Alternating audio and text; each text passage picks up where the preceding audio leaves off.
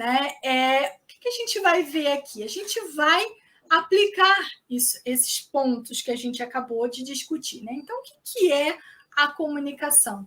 A comunicação é esse processo, né? Onde existem receptores, emissores que emitem, né? Produzem informações por meio de um canal e essas informações elas vão se propagando e vão sendo compreendidas. Então, quando o emissor emite uma informação, ele quer que aquele receptor entenda, compreenda aquilo que está sendo dito. Então, pessoal, para a comunicação existir, para que ela aconteça, o que o emissor está dizendo precisa ser compreendido pelo receptor, senão a comunicação não se efetiva. Ficou claro, muito claro, na discussão que vocês fizeram aqui, que a comunicação do Nubank, do Orama e do Safra, independente da escolha que vocês fizeram, foi bem sucedida. Por quê? Porque a mensagem foi compreendida. E aí, quando a gente fala de comunicação, a gente tem aqui basicamente dois modelos. Esse modelo de comunicação linear, onde a gente consegue ver aí esses elementos, né? Que é o emissor, aquele que vai emitir a mensagem, né? Por meio de um canal, para que essa mensagem chegue ao receptor. Então, veja, esse é um processo, e a gente tem um outro exemplo aqui, que é o mesmo modelo, mas trabalhado de uma maneira diferente, tá? Veja que nesse modelo, a gente tem aqui, né, exatamente esse formato de comunicação. E veja que nesse processo existe ali um elemento chamado ruído. Ruído. A gente vai falar dele daqui a pouco, né? O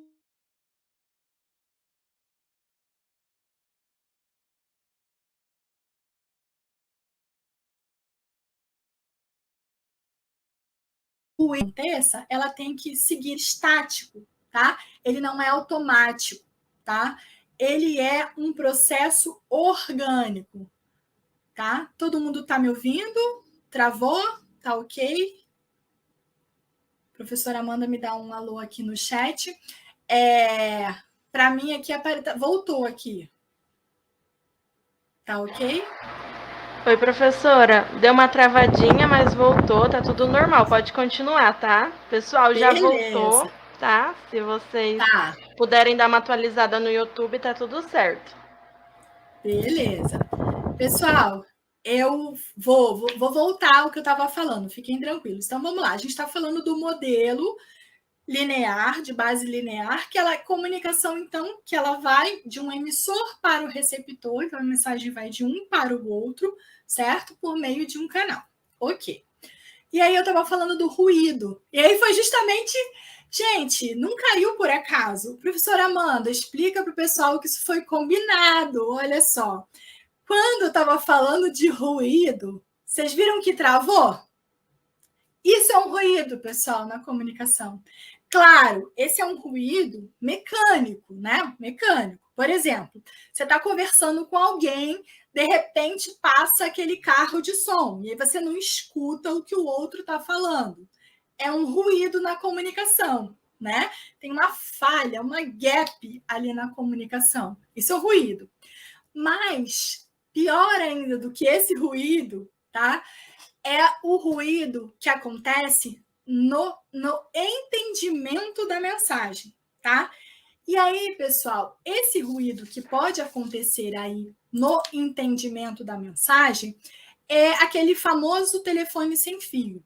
Você passa uma informação, a pessoa entende outra e passa de outro jeito, e quando chega no final, já está totalmente diferente da mensagem inicial.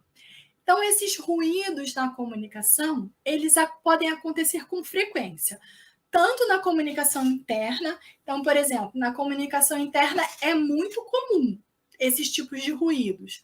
Por quê? Porque alguém passa uma informação, a pessoa compreende de uma outra maneira, ela não entende aquela informação, não compreende a mensagem, e aí ela vai repassar aquela mensagem de forma distorcida. Isso gera, por exemplo, dentro da empresa, da comunicação organizacional, uma série de problemas. né? Como da comunicação ela não é compreendida.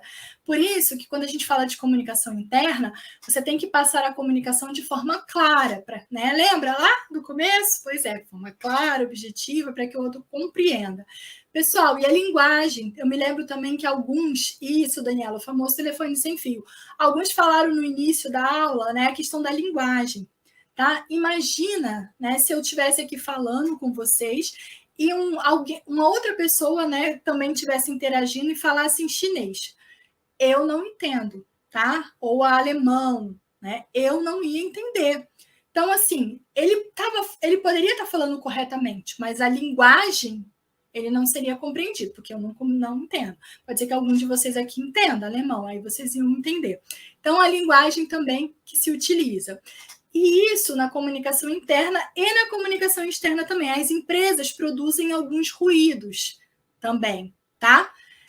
Por quê? Quando a empresa ela passa alguma comunicação, a gente viu ali, né, o exemplo das propagandas.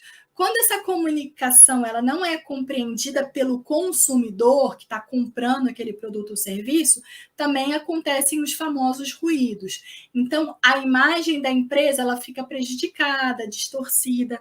Então, às vezes, você passa uma comunicação que não é correta. Então, você usou um termo errado, ou um termo preconceituoso, ou uma linguagem, né, incorreta naquele momento, né? A Janiele está colocando ali, né? É linguagem formal, informal, exatamente, tem que ter um momento certo. Então, o ruído da comunicação é muito mais do que esse ruído mecânico que a gente acabou de exemplificar aqui ao vivo, viu? Mas é esse ruído no entendimento da mensagem que está sendo transmitida. Pessoal, esse era o modelo linear, mas a gente tem um outro modelo, que é o modelo cibernético. E eu queria que vocês prestassem bastante atenção. Será que vocês conseguem perceber aí no exemplo qual foi o principal elemento que mudou aí nesse processo de comunicação? Tem um elemento diferenciado aí nesse processo quando a gente vai de linear para cibernético. Alguém consegue compreender? Hein, pessoal? Vamos lá. O que tem de diferente aí na comunicação cibernética em relação à comunicação linear? Opa, já subiu aqui feedback. Foi exatamente, a gente está tendo aqui, pessoal, o exemplo ao vivo, em tempo real, a gente está vendo os conceitos, experimentando aqui, você viu? Feedback, exatamente, foi o que eu pedi para vocês, um feedback, tá? Então, essa é a principal diferença quando a gente fala do modelo linear e o modelo cibernético. Então, o que a gente tem hoje, principalmente quando a gente pensa no contexto da comunicação digital, das novas tecnologias, o feedback e como ele é importante. Quando a gente fala, né? Isso, exatamente. Quando vocês falaram, travou, foi o feedback, né? Deu um retorno aí. Então, isso dentro da comunicação na empresa, tá? Isso dentro da comunicação da empresa, olha só que legal. Já acharam hoje, já tem outro feedback aqui, deixa eu ver quem foi que falou. Tem um errinho ali, Leandro já apontou ali na imagem, tem um errinho na palavra. E isso é feedback, importante. Obrigada, tá, Leandro? A gente vai ajustar depois. Então, pessoal, a gente tem, né? Então, o feedback, que é justamente esse retorno, para saber se o que eu estou falando está sendo compreendido. E mais do que isso, nesse modelo cibernético, o emissor e o receptor, eles possuem o mesmo papel. Então, eu posso ser emissor, mas eu também posso ser receptor. Então, se a gente pensar hoje, né, com as possibilidades, os canais de comunicação que a gente tem, esse feedback, ele ficou muito mais fácil. Muito mais fácil. Hoje, a comunicação das empresas estão sendo construídas com base no feedback. Por quê? Porque o receptor, ele não recebe só a informação de forma estática, tá? Ele recebe, né? E ele interage, ele constrói, ele opina, né? Então, hoje, essa comunicação, ela se estabelece de uma forma, né, mais complexa. Por quê? São os elementos, são os mesmos elementos, mas a gente tem o feedback, que é justamente esse retorno. Isso que vai ajudar a melhorar quando a gente fala no processo de comunicação interna nas empresas e também na comunicação que as empresas têm com os seus consumidores, tá bom? Então, esse é um elemento aí, então, para pensar aí o que diferencia um processo do outro, tá bom? E, pessoal, e aí, assim, eu tenho um exemplo para vocês aqui que eu trago, que é o exemplo do Nubank, tá?